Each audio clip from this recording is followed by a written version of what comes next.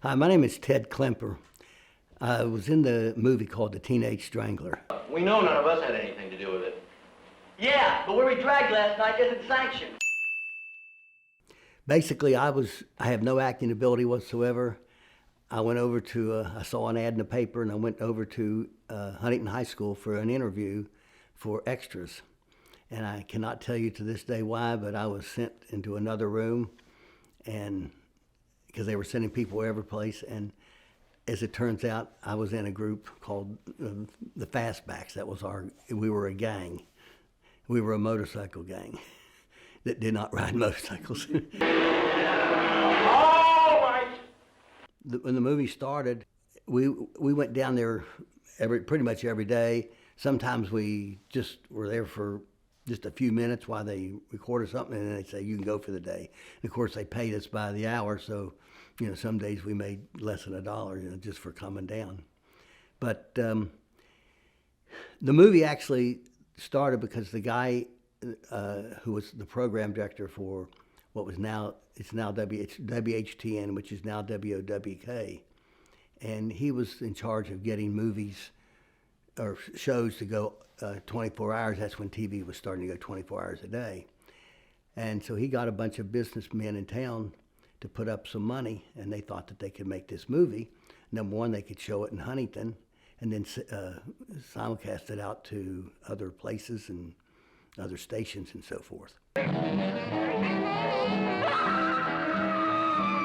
Basically what happens is every day the films were, they filmed it, and at that time there was a man that flew the film to New York where it was edited and stuff like this. Somewhere along the line, there was about 12 minutes that got lost, and I guess he needed to have an hour and 15 minutes so he could sell an hour and a half so he could sell commercials.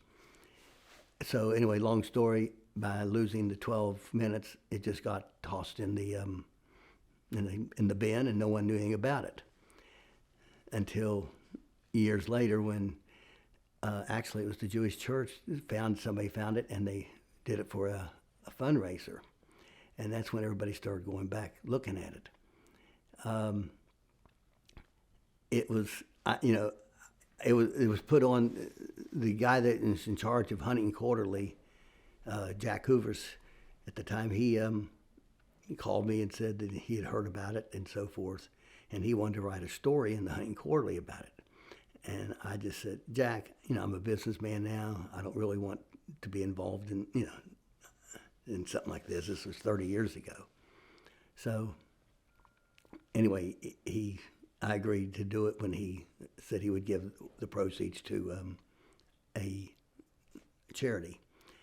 And so we had a 30-year reunion.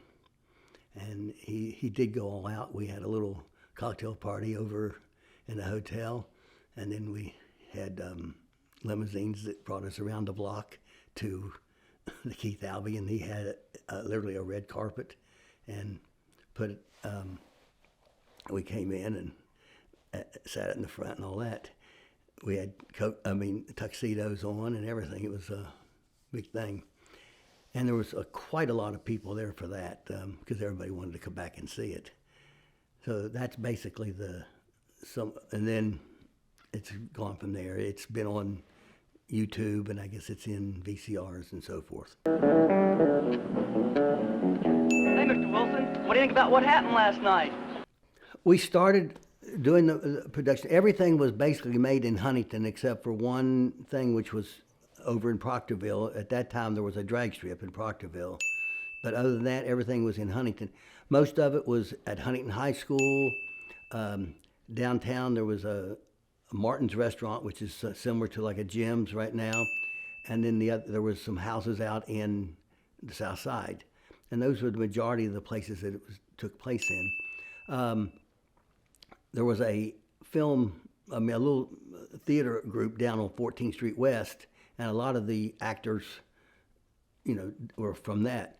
There were 4 people from New York City, I guess, who would call actors, and they were here. 2 of those guys were in the gang that I was in. Our gang consists of these 2 actors and myself and a guy from down on 14th Street West, which at that time was kind of a rough area. And the reason that they basically got him more so is the fact that he had a 57 Thunderbird, even though this was 63, it wasn't, it was, and they needed that to be in the drag strip scene. So he really didn't have too much say in it. We laugh now because he had his hair back in ducktails ducktail, I guess you'd say. He was a real greaser, and he even hit them up for. I mean, they only had like 2 drag strip scenes where they raced the cars, and he hit them up for all 4 new tires. And he was not going to sign the release until they gave him his 4 new tires, and they were pretty perturbed. Well, Ron, I'm gonna have to play teacher and learn you a lesson you'll never forget if you open your mouth just one more time. Now you sit back. At Huntington High School is where a lot of these teenagers or girls were being strangled. There was a sheriff in town who's called Harold Frankel, and he enjoyed dressing up with his big fancy coat on and had tassels and everything, and and he said there's a strangler in Huntington and we're going to catch him and so forth. Here's Sheriff Frankel of Cabell County with a special message to all parents. Parents and teenagers of Cabell County. Last night, a 3rd child was victim of a dastardly crime. Somewhere in this city, a madman is preying on teenage girls. Well, we were accused of being the strangler, our group was, and we were taken to jail. And at that time is when we got into a little fight among ourselves. I think it's funny is we wore black jackets, and the black jackets were actually borrowed from the Huntington City Police Department motorcycle group, and they just took the insignias, the Huntington City Police insignias off, and that's what we wore the jackets on. And I think that it's funny thing is that this movie, back then they didn't have ratings, but it would be considered like an R-rated. It had a bad rating. And the only cuss words that were in the movie were damn and hell. And there was the only sexual part of the movie was this strangler was walking around looking in windows. And there was a lady that had taken her dress off, and she had a full-length slip on. And back then, that was considered kind of risque, and I guess considered sexual back then. So, which we laugh today, because she was like doing her hair like this with her slip on.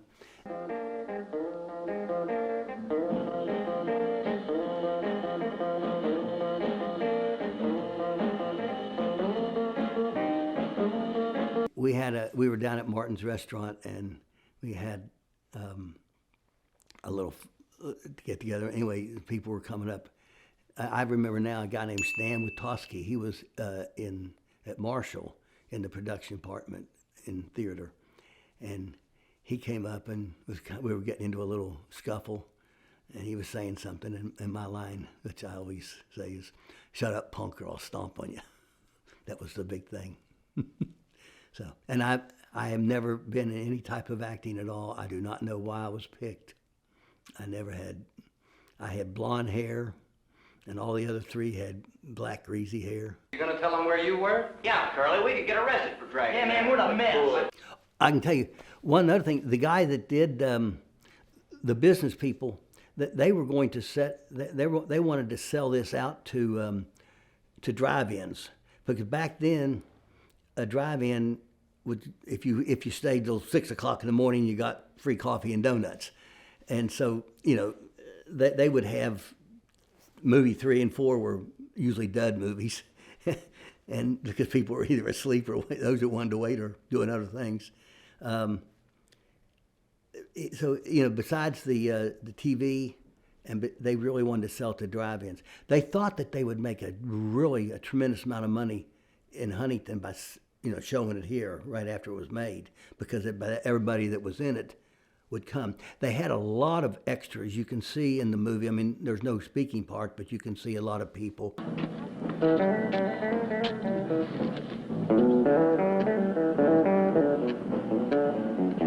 Mr. Wilson, what do you think about what happened last night? There's just a lot. That's all I went down there for, is just to make a little extra money.